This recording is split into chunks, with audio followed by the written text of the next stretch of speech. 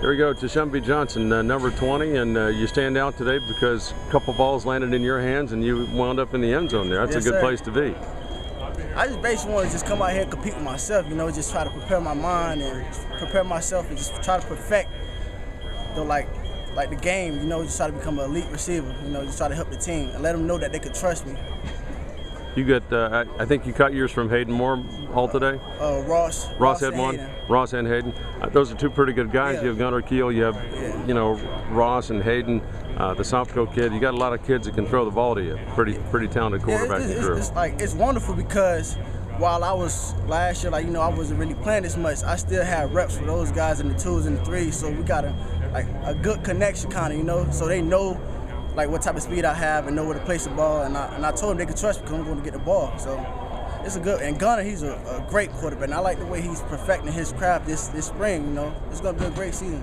Yeah, the one thing I noticed, your yards after catch. Yeah. You're pretty creative with what you do with the ball after you get it. Yeah, that's why I just try to focus on just trying to create space between me and the defender, because I don't never want to get tackled by just one defender. I just want to try to make one guy miss and get as much yards as possible to get down or get out of bounds.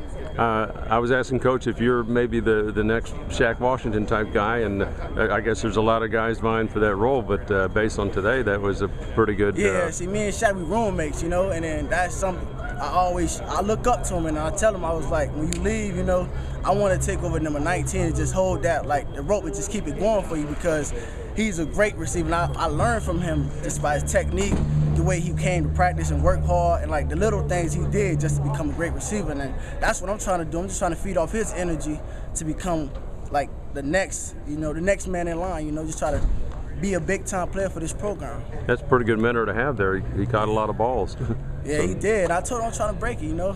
Trying to break it, but yeah. Well, if you catch all those balls, then I would assume UC will have a few bowl games and a lot more wins after that.